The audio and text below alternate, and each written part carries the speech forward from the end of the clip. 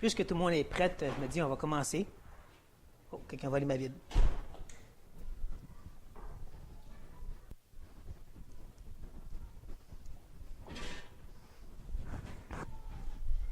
Si tous les rebelles prêts à s'asseoir.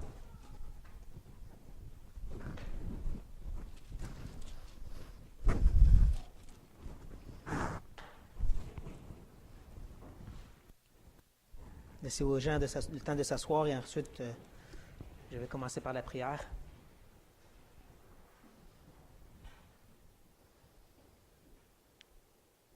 Grand Dieu, on se rassemble devant toi maintenant et on cherche à être enseigné par toi. On sait que c'est un grand cadeau. On sait qu'on ne mérite pas d'avoir cette grâce. On ne mérite pas d'avoir ton salut. On ne mérite pas absolument rien de ta part. Et du fait qu'un si grand Dieu, si saint, si parfait, a voulu non seulement regarder vers nous et nous offrir même une façon de s'en sauver, mais que littéralement tu es venu nous chercher en revêtant l'humanité, en rentrant directement dans la boue pour nous en sortir. Tu es venu compatir avec nous, tu es venu nous comprendre, et maintenant nous sommes avec toi, dans les lieux célestes, déjà en ta présence.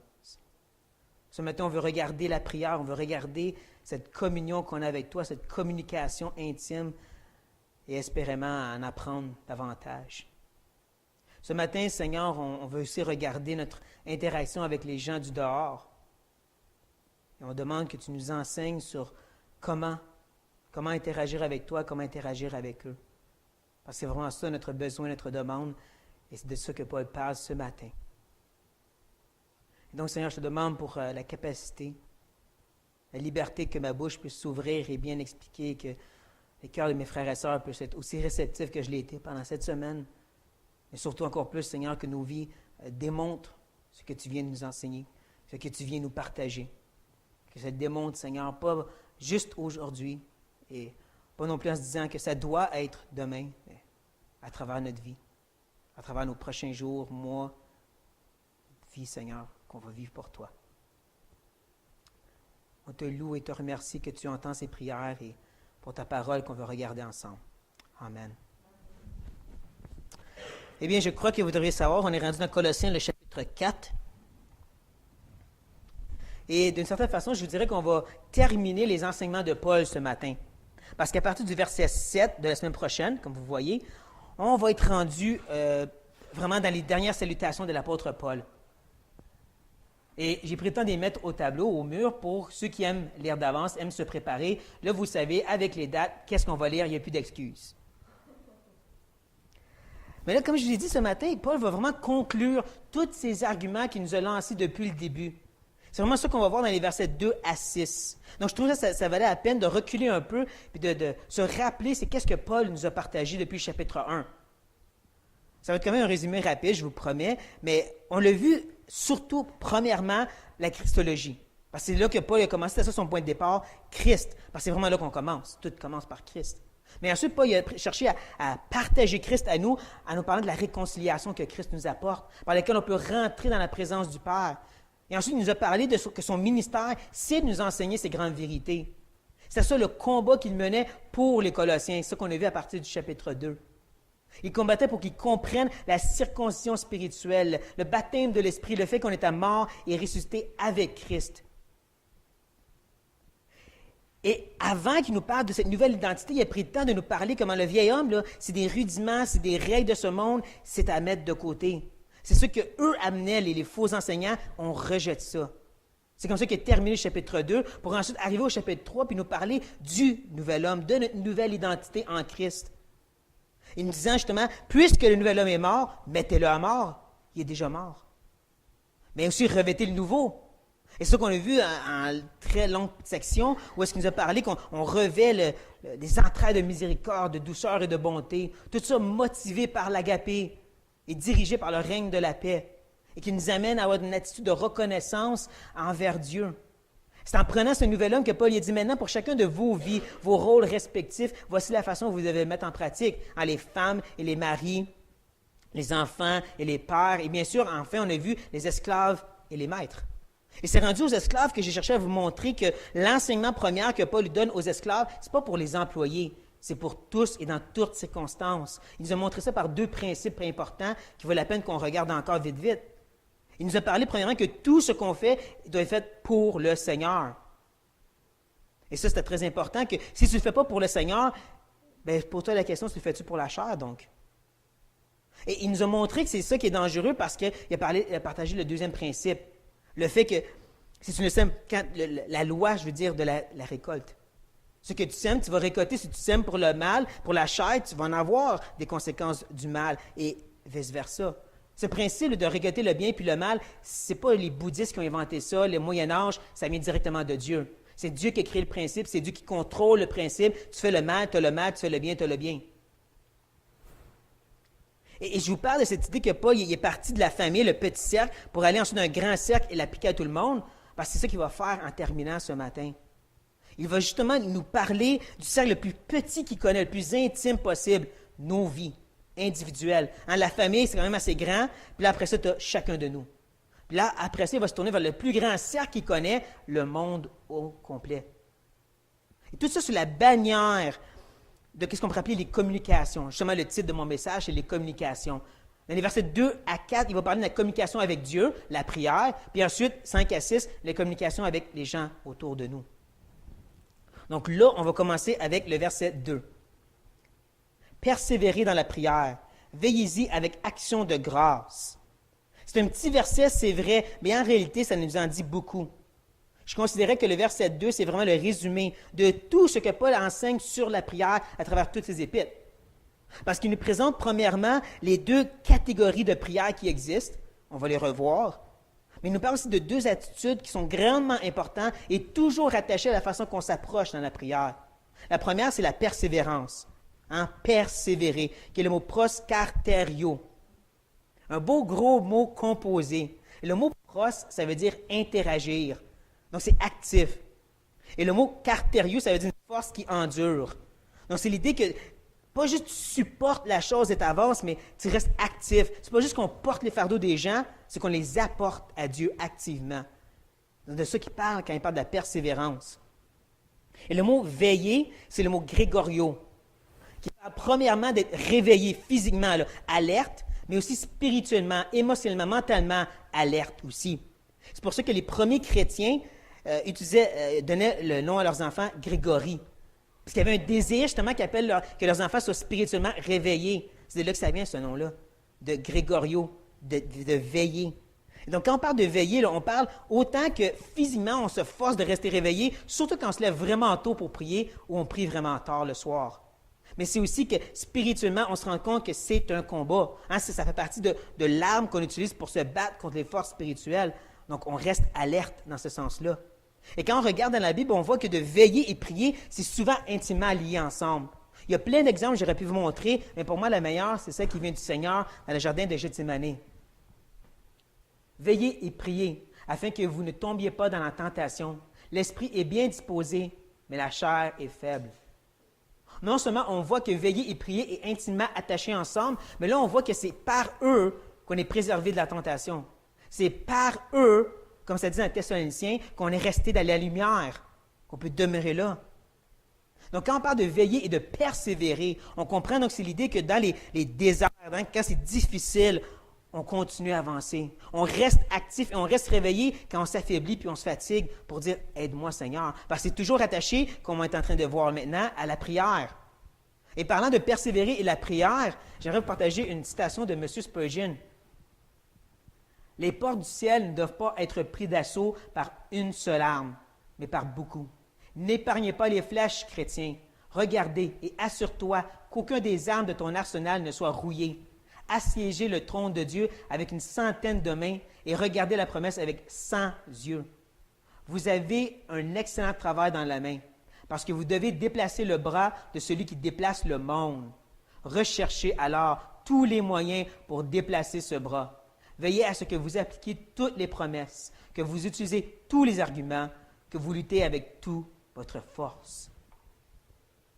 M. Spurgeon il a aussi dit à un autre moment que même si on n'est pas toujours en train d'exercer la prière, toujours activement en train de prier, n'empêche qu'on devrait toujours avoir une inclinaison de vouloir prier. Que ce n'est pas toujours en train de tirer des flèches justement au ciel, comme il le dit ici, notre arc devrait toujours être visé vers le ciel. Moi, j'ajouterais que même si on n'a pas toujours une disposition d'être passionné en prière, n'empêche qu'on doit réaliser qu'on est des êtres spirituels. C'est ça d'être né de nouveau. C'est qu'on vit dans les lieux très saints. C'est qu'on vit déjà dans les cieux. C'est ça qu'on doit réaliser. Et quand on parle de prière, je vous l'ai déjà dit, je vous le répète, le mot grec veut littéralement dire de faire des vœux à une divinité. C'est ça que le mot que Paul utilise toujours, l'idée de faire une demande. C'est pas mauvais de parler de requête quand on parle de prière, c'est ça que le mot veut dire. Oui, on sait que c'est une communion, une communication, mais quand on comprend que l'enseignement et la grande catégorie, c'est des demandes, que dans Éphésiens, dans le passage parallèle à celui-ci, Paul il dit, faites en tout temps, dans l'esprit, toutes sortes de prières et de supplications. Veillez à cela avec une entière persévérance et priez pour tous les saints. Supplication, sorte de prière. Je disais tantôt, mais une des grandes sortes, c'est les supplications, requêtes, implorations, consultations envers Dieu. C'est l'idée de demander des choses. La deuxième grande, c'est ce qu'on voit à la fin de notre verset, puis c'est des actions de grâce. C'est l'idée d'être reconnaissant envers Dieu. J'ose même dire qu'une relation de prière qui n'a pas d'action de grâce est malade. Elle est anémique. Il lui manque le fer de la reconnaissance. Dieu répond aux prières. Donc, on le remercie quand il le fait. On est capable de passer des semaines, des mois, des années, de faire les mêmes requêtes. Pourquoi pas faire la même chose pour notre reconnaissance? De remercier Dieu pour ce qu'il a fait il y a 1 an de ça. De remercier Dieu, c'est pour ça qu'on a besoin d'être alerte et de voir tout ce que Dieu fait. C'est pour ça que comme la prière, on doit persévérer, s'efforcer activement de rester avec une attitude de reconnaissance envers Dieu. Et puisqu'on est sur le sujet de la prière, on va regarder ensemble les versets 3 et 4 qui vont ensemble. Priez en même temps pour nous, afin que Dieu nous ouvre une porte pour la parole, en sorte que je puisse annoncer le mystère de Christ pour lequel je suis dans les chaînes, et le faire connaître comme je dois en parler. Je vous ai dit, puisqu'on est sur le sujet de la prière, parce que c'est un peu comme ça que Paul introduit verset 3. Quand il dit « priez en même temps pour nous », c'est un peu comme s'il dit « puisque je vous parle de la prière, j'ai justement une requête à vous partager. » Quelle est cette requête? C'est que Dieu nous. Et déjà en partant, ça nous montre et nous rappelle par la deuxième personne du pluriel que Paul n'est pas tout seul. Il y avait une équipe avec Paul. Il y a d'autres ouvriers sur la terre que l'apôtre Paul, que MacArthur, que qui que ce soit. Nous ouvre une porte. C'est ça la demande de Paul, une porte ouverte. Il veut dire quoi exactement par une porte ouverte? Et là, faisons attention de ne pas dire, bien c'est clair, ça veut dire, on ne sait pas. Paul ne nous explique pas qu'est-ce qu'il veut dire exactement par une porte ouverte. C'est ça le danger. On suppose seulement que ça pourrait vouloir dire ceci, selon ce qu'on lit ici maintenant. Et là, j'aimerais vous partager 2 suppositions. La première a un lien très intime avec le contexte. Et ce que Paul est en train de demander ici, c'est une capacité de pouvoir prêcher l'Évangile. Ou en d'autres mots, quand il dit une porte ouverte, il veut dire « Dieu ouvre ma bouche, que j'ai le courage ». Je vous dirais même que quand on regarde dans 1 Corinthiens, on voit des petits indices de ceci. Mais moi-même, j'étais auprès de vous dans un état de faiblesse, de crainte et de grand tremblement. Et il parle ici du fait de pouvoir témoigner. Et il y en a d'autres indices dans 1 Corinthiens où on dirait que Paul démontre qu'il n'était pas le grand orateur qu'on s'imagine qu'il était, le grand Paul qui parlait toujours avec courage. Paul dit non, il y a des moments que j'avais besoin de Dieu pour parler. Je n'avais pas le courage de parler. J'étais en prison à Rome, j'ai besoin du courage de parler. En plus, quand on regarde encore un passage parallèle d'Éphésiens, Paul dit ici, « Priez pour moi, afin qu'il me soit donné, quand j'ouvre la bouche, de faire connaître hardiment et librement le mystère de l'Évangile. » Encore là, on ressent l'idée du courage, de la capacité de pouvoir le faire. Donc, c'est pour ça que c'est selon le contexte. Et quand on regarde même le verset 3 et 4 pour nous, il parle de pouvoir annoncer le mystère, de le faire connaître. C'est une idée d'être capable de le faire. Et Paul, il a dit « nous », hein. Et si vous vous rappelez Colossiens 1.1, Timothée est avec lui. Et on connaît Timothée. Il avait un petit peu de timidité, cet homme-là. Donc, c'est possible, selon le contexte que Paul parle ici du fait d'avoir le courage de parler quand il dit une porte ouverte. Mais bien sûr, peut-être que vous pensez plus que c'est l'idée d'avoir une opportunité. Et je dirais, je suis d'accord avec vous. Parce que l'expression que Paul utilise, une porte ouverte, ce n'est pas lui qui l'a inventé. C'est une expression qui existait déjà dans ce temps-là, que Paul a pris pour lui-même. En réalité, une porte ouverte, c'était ça qu'eux utilisaient aussi pour dire une opportunité de faire quelque chose. C'est pourquoi que moi aussi, je crois que Paul parle ici du fait d'avoir une occasion, une opportunité de pouvoir prêcher, surtout quand on réalise qu'il est enchaîné. Il est en prison, il se dit comment je vais faire pour servir Dieu maintenant ici. Ceci m'amène à un petit scénario que je me suis créé avec le Acte chapitre 28 et qu'est-ce que Paul demande ici. J'espère que vous connaissez comment c'est bien Acte 28 parce que je vais faire beaucoup de références. Mais quand on arrive à Rome avec Paul, on voit que premièrement des chrétiens viennent visiter. Donc il y a quelques temps qui passent avec eux. Ensuite, il tend la main vers les Juifs pour voir si eux vont l'accuser devant César. Encore des semaines, des mois avance peut-être. Pendant ce temps-là, ça se peut-tu qu'un certain Onésime vienne le visiter? Puis ensuite, un autre Épaphras qui dit à Colosse, ça va pas bien. Et donc, motivé par l'Esprit, il écrit une épître à Philémon pour régler des choses, à Colosse pour pouvoir aussi régler des choses, puis en même temps à Éphèse, pourquoi pas. Et ce qu'on apprend à la fin du chapitre 28, c'est que justement, Paul recevait des gens chez lui régulièrement envoyés par Dieu. Mais Luc ne dit jamais c'est quand qu'on commence à venir, ces gens-là. Si on prend le fait que Paul est en prison, et que là, il demande ici, en temps en prison, j'aurais besoin que Dieu ouvre des portes, est-ce possible que la requête qu'il demande ici, et le fait que les Colossiens et les Éphésiens ont prié, ça a fait en sorte que les gens sont venus visiter Paul en prison? Parce qu'on sait que le Dieu qui décrète tout ce qui se passe sur la terre, il a aussi décrété une chose, les moyens. Par la prière, Dieu accomplit ces choses. Donc, est-ce possible? Le scénario ici, c'est que les réponses aux prières des Colossiens, c'est que des gens sont venus visiter Paul en prison. Paul a demandé, eux ont prié, Dieu a agi, et là on a Acte 28, le dernier verset. Il y a des gens qui venaient à Paul. Ça nous montrait ici comment la prière du juste est efficace. Comme je dis, ce n'est qu'une belle supposition qui serait encourageante si ce serait vraiment ça qui s'est passé. Si on revient dans notre texte, on voit que la demande de Paul avait un lien avec le fait d'annoncer le mystère de Christ. Et ce mystère, on apprend dans Éphésiens que c'est que les païens et les Juifs font un seul peuple. On apprend dans Colossiens, on a appris dans Colossiens que c'est que Christ habite en nous. On apprend par Pierre et d'autres que ce mystère, les prophètes ne le comprenaient pas parce que c'était pour nous. On apprend dans 1 Corinthiens chapitre 2 que ce mystère il est encore voilé pour le reste du monde et que c'est seulement l'Esprit qui peut enlever le voile. Tout ça pour montrer encore une fois comment que c'est pas juste que Paul était dépendant de Dieu pour qu'une porte s'ouvre et qu'il puisse le faire, mais c'est aussi que Dieu doit ouvrir le cœur des gens. Comme avec Lydie dans Acte 16. Paul parlait et Dieu a ouvert le cœur de Lydie. Les deux sont venus ensemble. Je veux juste vous parler du fait que Paul était dépendant de Dieu pour tout. Pas juste pour pouvoir témoigner, mais pour que le témoignage ait un impact. Il demandait à Dieu pour la capacité aussi de parler en passant. Parce que quand je l'ai dit, rendu au verset 4, quand il dit le faire connaître, ça ne te paraît pas peut-être aussi bien, mais quand on regarde dans le français courant, on voit « Prie donc que je puisse parler de ce secret et le faire clairement connaître comme je dois. » C'est ça vraiment l'idée ici, c'est que Paul veut être capable de bien expliquer les choses, rendre le message simple pour tout le monde. Là, je mentionne ces deux choses-là parce que, personnellement, comme enseignant, pour moi, c'est important que je puisse bien m'expliquer et que ce soit assez simple que tout le monde comprend. Je ne veux pas vous perdre dans le grec ou vous perdre dans mes arguments. Je veux que ce qui est ici descende ici pour vous, comme ça fait pour moi.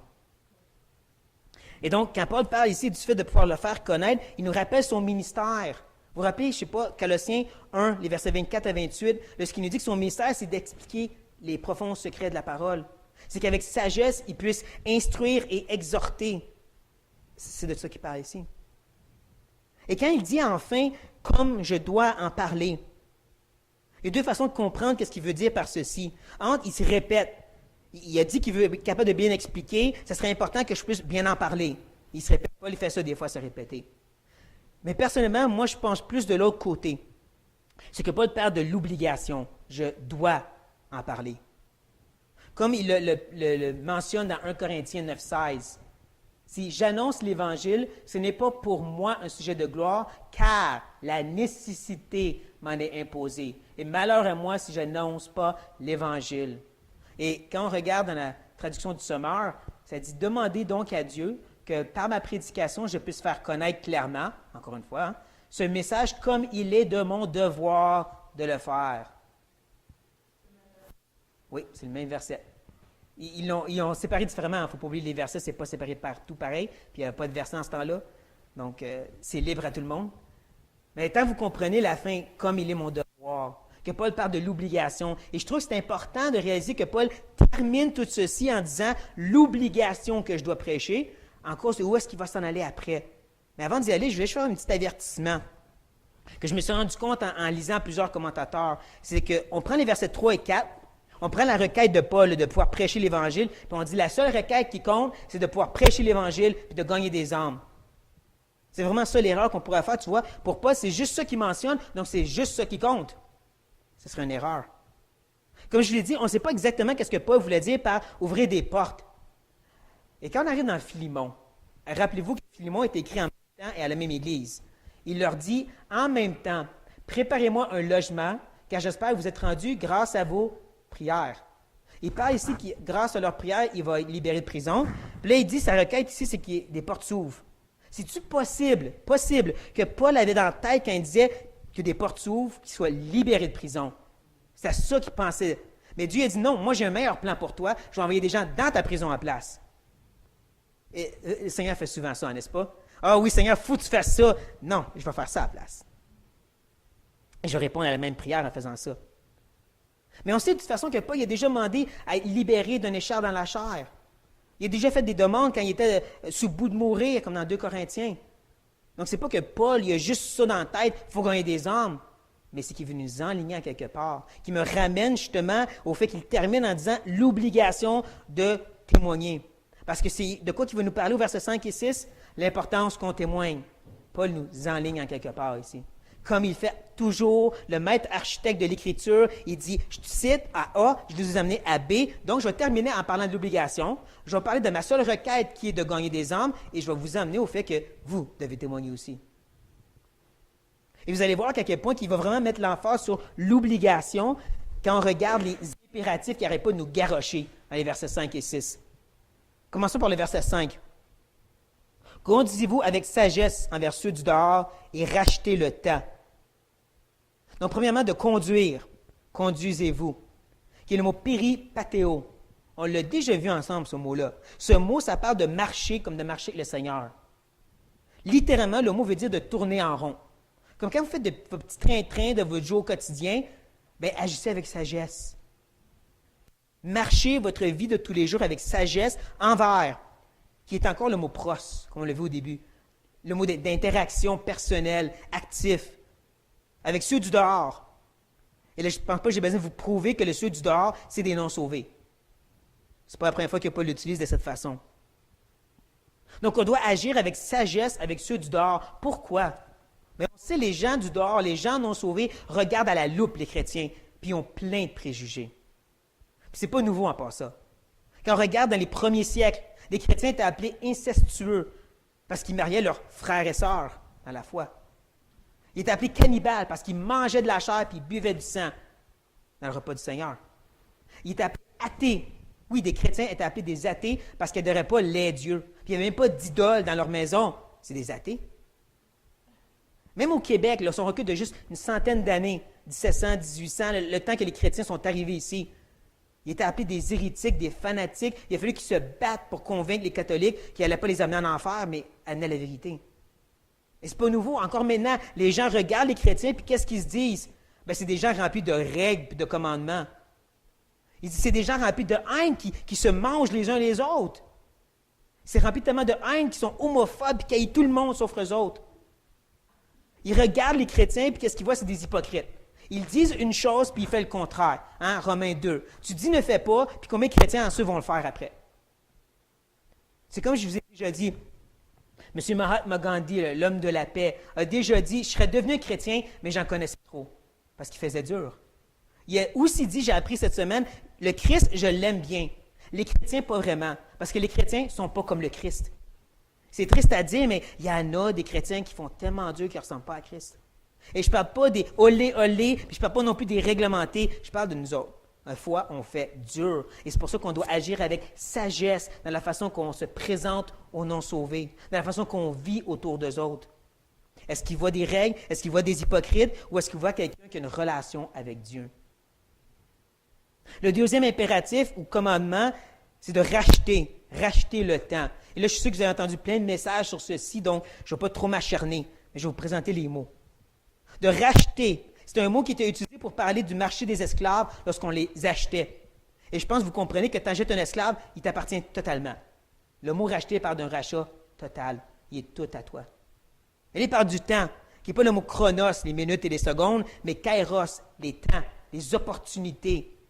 Paul nous parle encore une fois de profiter de chaque occasion que Dieu nous donne.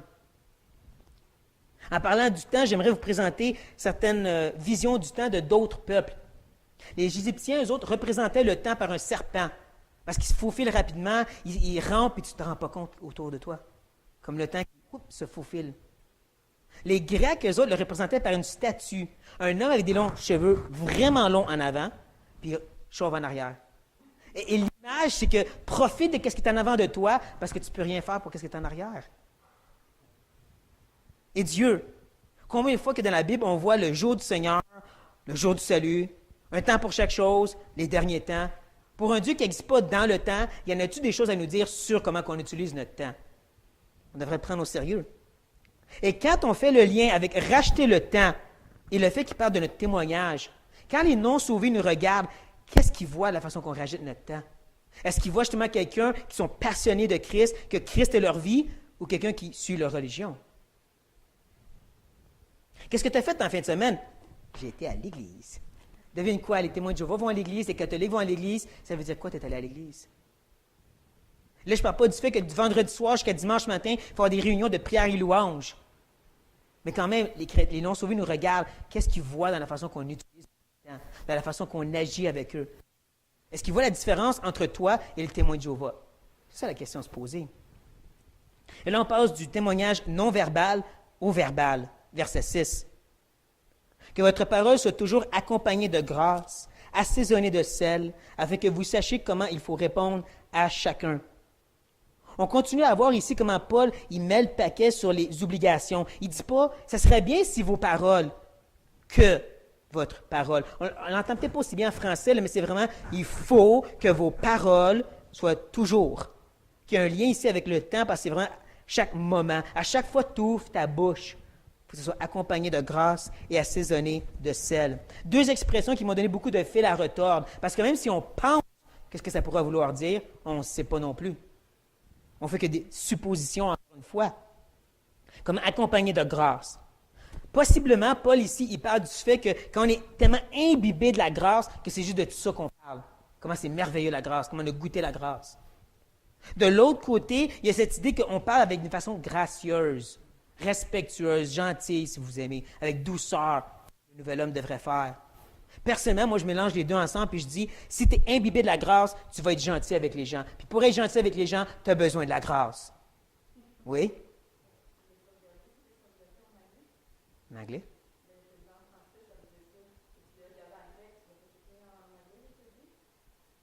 Accompagné de la grâce? Oui, mais c'est ça, ça revient avec autant d'ambiguïté, c'est ça le problème.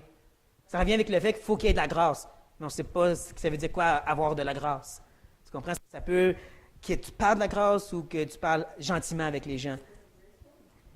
With grace. Ouais. Mais c'est pour ça que ça peut être graceful que tu le fais ou de la grace. Mais là, on arrive à assaisonner de sel et je suis sûr que vous avez toutes des opinions sur celle-ci. Bien, ça veut dire que le sel, c'était fait pour préserver, donc ça veut dire qu'on doit parler aux gens du fait de préserver de l'enfer. Le sel, c'était utilisé pour les Juifs pour faire des sacrifices, donc il faut parler de la grandeur de Dieu. Personnellement, moi, j'adhère plus à la dernière. Assaisonner de sel, ça veut dire donner du goût à ce que tu dis. Surtout quand on réalise qu'encore une fois, Paul n'a pas inventé une expression, il y en a une qui existait déjà. Et quand les philosophes argumentaient entre eux, ils disaient que quelqu'un qui avait un message assaisonné de sel, c'est un message qui était intéressant, drôle, sarcastique. Paul utilise la même expression encore une fois et je pense qu'il veut dire la même chose, que lorsqu'on parle de notre foi, qu'on parle de la vérité, il faut que ce soit intéressant. Sans divulguer le message, là, mais quand même, c'est comme on le voit dans la parole de vie. Que vos paroles soient toujours agréables, intéressantes. C'est donc un peu de ça que Paul parlerait ici. Et c'est combiné là, de actions de grâce. accompagné de grâce et assaisonné de sel. Ça nous montre quelque chose de vraiment intéressant parce que Paul ne nous dit pas qu'est-ce qu'on doit dire. Hein? On s'attendrait rendu au verset 6 qui va dire, vous devez parler de ces 4 points-là du salut. Mais non, il a passé 3 chapitres à nous dire la vérité. Il sait ce qu'on doit dire. Là, il va nous dire comment qu'on doit le présenter. Et c'est triste de dire, mais des fois, il y a des chrétiens, on dirait qu'ils font exprès pour être une odeur de mort. Ils sont comme du papier sablé quand ils prêchent l'Évangile. Paul dit non, que ce soit doux, que ce soit délicieux, que ce soit un régal pour les gens qui l'entendent. Et tout ça dans le but de pouvoir bien répondre aux gens, hein? Comme il le dit à la fin. Tout ça, c'est afin qu'on sache comment il faut répondre aux gens.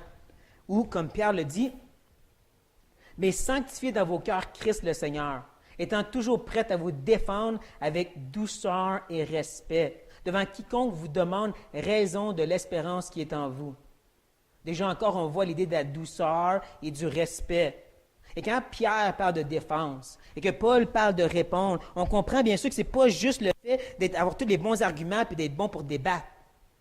Au contraire, il nous parle d'être assaisonné de sel et puis d'être accompagné de grâce. Donc, on comprend que c'est lorsqu'on parle de la vérité aux gens.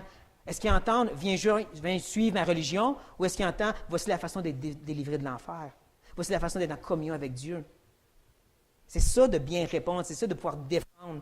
Est-ce que tu défends la foi ou est-ce que tu débats pour convaincre de venir nous joindre moi? Ça demande, c'est sûr, un ballon. Parce que d'un côté, comme j'ai dit, tu ne veux pas tellement pousser que tu deviens du papier sablé, mais de l'autre, tu ne veux pas tellement diluer le message que c'est plus la vérité. Ça demande l'aide de Dieu, comme on l'a vu avec Paul dans les versets 3 et 4. Ça demande justement de réaliser notre besoin de Dieu. Et le problème, soyons honnêtes, c'est qu'on n'a plus besoin de Dieu de nos jours. Soyons honnêtes, on a-tu besoin de Dieu pour le pain quotidien?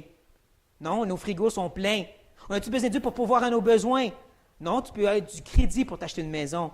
On n'a plus besoin de Dieu de ce sens-là. Même les églises, tristement, n'ont plus vraiment besoin de Dieu. Ils ont des comptes en banque assez gros pour pouvoir faire qu'est-ce qu'ils veulent.